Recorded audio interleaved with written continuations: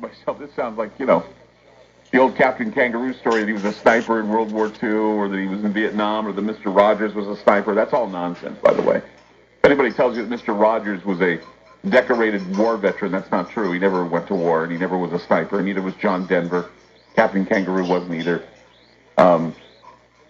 That's all urban legend. But this whole thing about Lucille Ball, though, where she was aware of Japanese soldiers hiding out, and how these Japanese spies were taken because of a tip that Lucille Ball gave.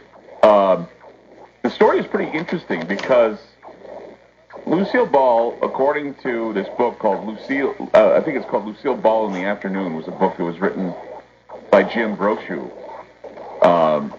It was a story that Lucille Ball apparently in 1942 had several fillings installed in her teeth around the time she was filming Who Barry Was a Lady with Red Skelton and Gene Kelly.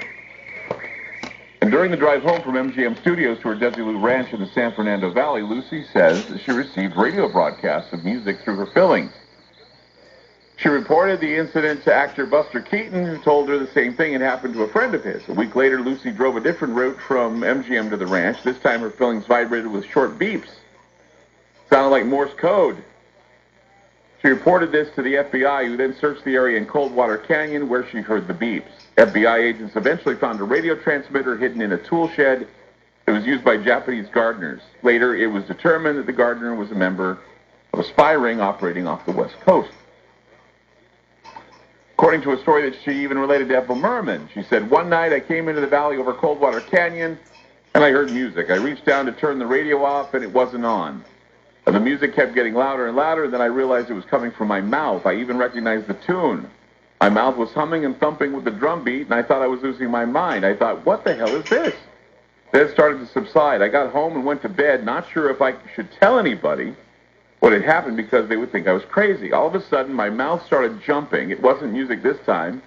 It was Morse code. It started softly, and then dee-dee-dee-dee-dee-dee. As soon as it started fading, I stopped the car and then started backing up until it was coming in full strength again. Dee-dee-dee-dee-dee-dee. She says, I tell you, I got the hell out of there real quick. The next day, I told the MGM security office about it. They called the FBI or something, and sure enough, they found an underground Japanese radio station. It was somebody's gardener, but sure enough, they were spies. Of course, that's from Lucy in the Afternoon by Jim Brochu. The reason why I'm talking about this tonight, for those of you that just tuned in, Janine and I were coming home from my birthday party. We're scanning the radio dial for music, happened upon a frequency where all we heard was strange overlap, whining like a shortwave, and we also heard a little bit of Morse code. And we were so fascinated by that, we whipped out our cell phones and started recording what we were hearing. Here's a portion of the Morse code that we heard.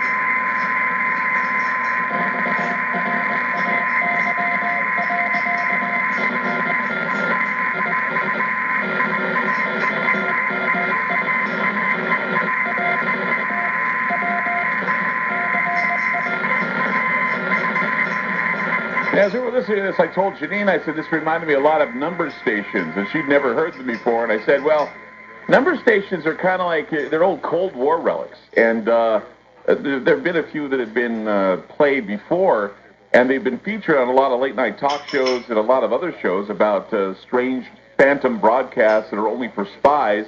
You decode what you hear. Many famous ones have been very creepy that broadcast over shortwave have been featured on the Connet Project and several other sources. Here's an example of what a number station sounds like. One of the creepiest of all is the one called the Chimes Achtung broadcast. And here it is.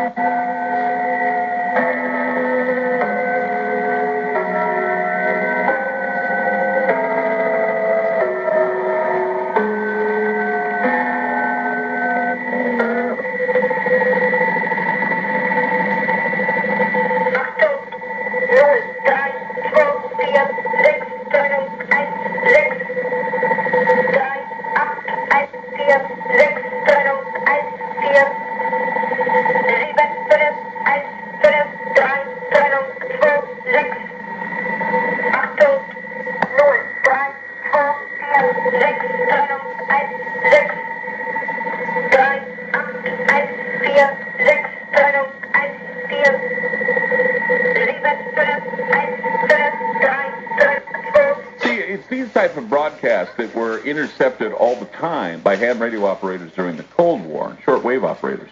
There have been many radio broadcasts that have been released all over the globe. In fact, that, of course, out of Germany. There's also the Swedish Rhapsody that we played earlier in the hour. But a lot of other ones that have been released are kind of, well, they're really bizarre.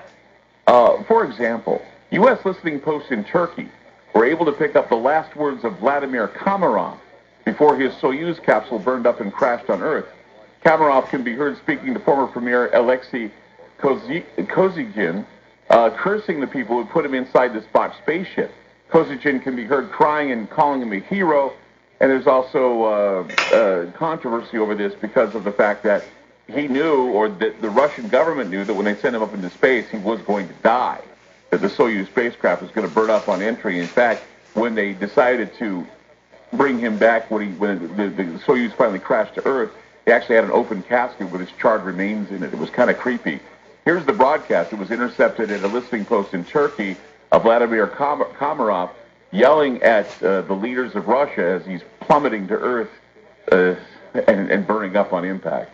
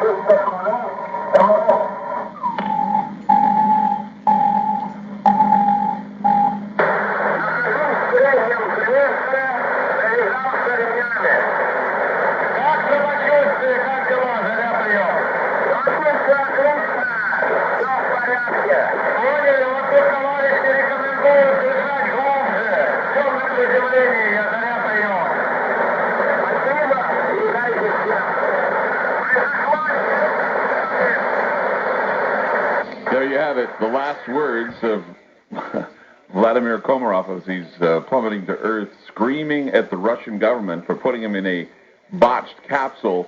He was sent into space, coming back down. The Russian authorities were helpless to save him. This was intercepted at a listening post in Turkey. Coming up, we have another interception, this time of what may have been the first female astronaut or cosmonaut in space. She, too, was sent up and not told of what was going to happen when she returned. You'll get to hear her last words as well. These all intercepted off of the radio, just like we intercepted a frequency here in my hometown of Portland, Oregon, the other night. There's some strange stuff going on. 888-673-3700. That's 888-673-3700. We'll be back. You're listening to News Talk 690, KTSM.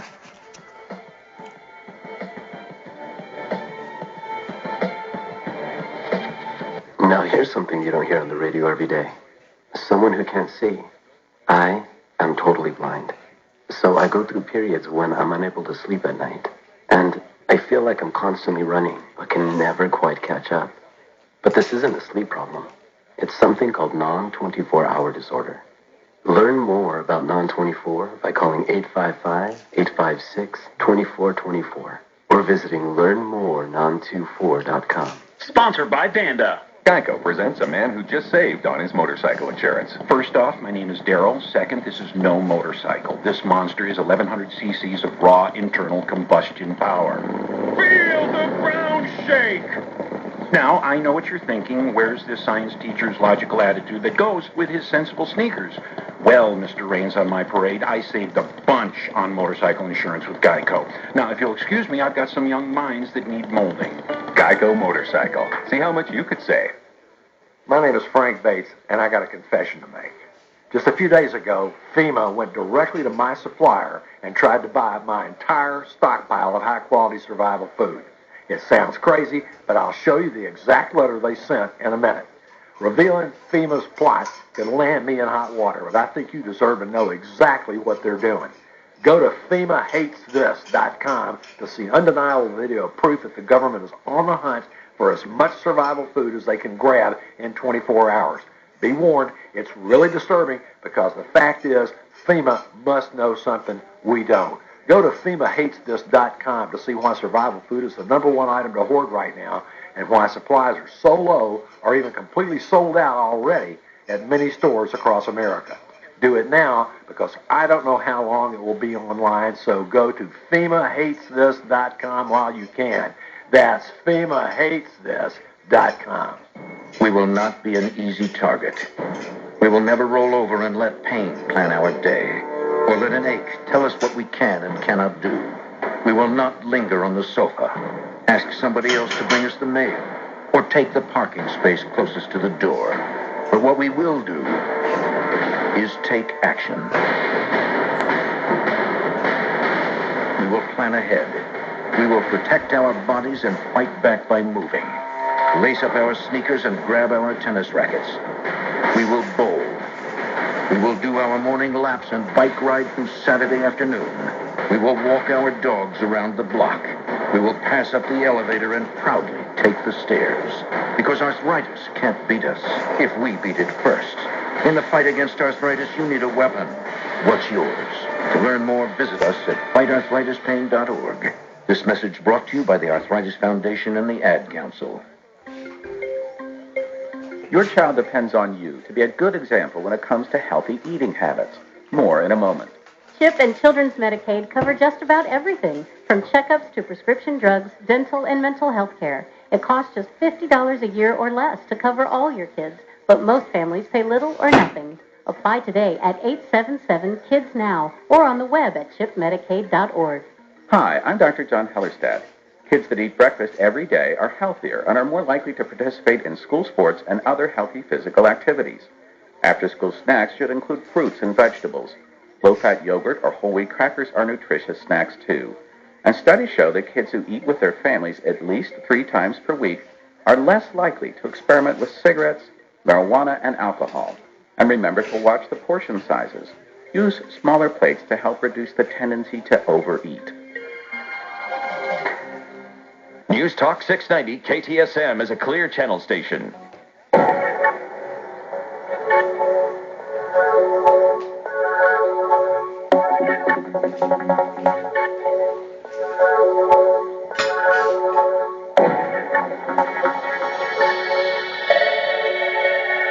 This is not a test. It is the future.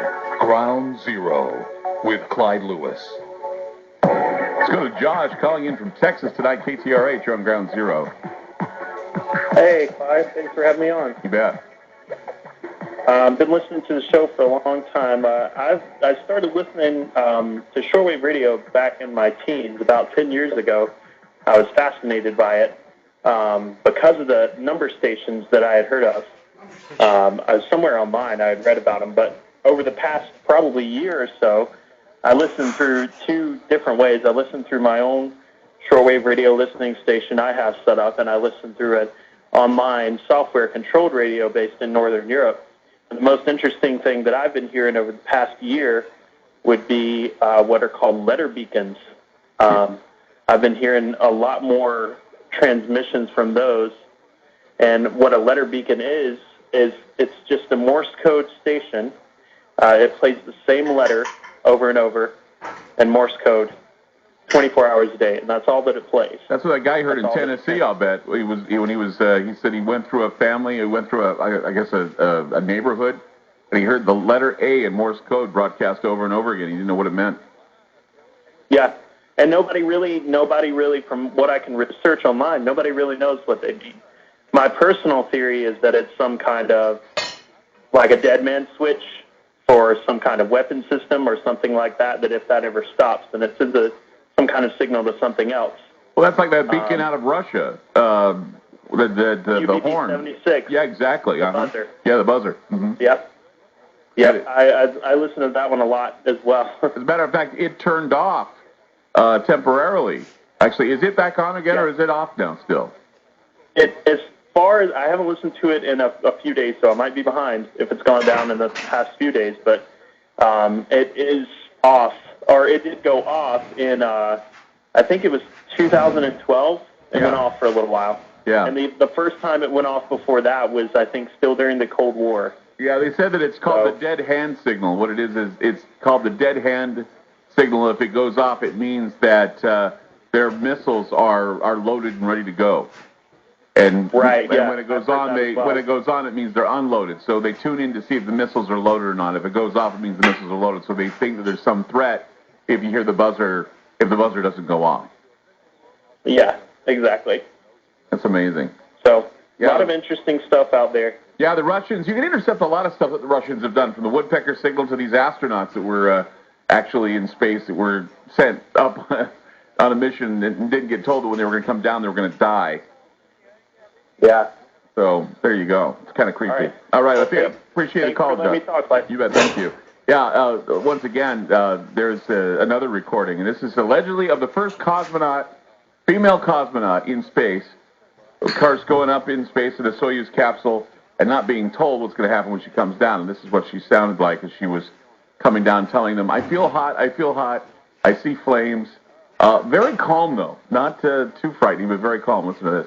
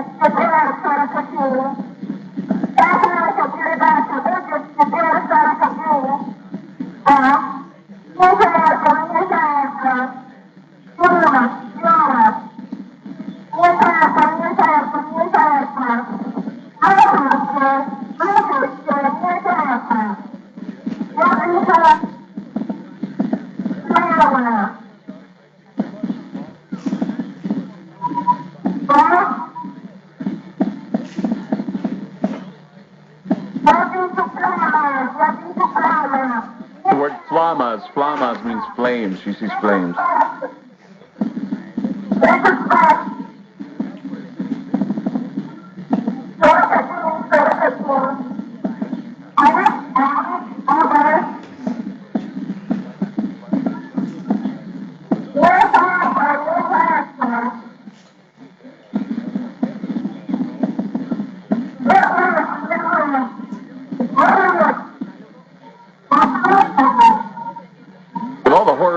Coming out of Russia and the listening posts in Turkey, is it any wonder that when the Russians woke up to find that we had landed a man on the moon and we brought them back safely, that they thought that was crazy, especially when many of their cosmonauts died.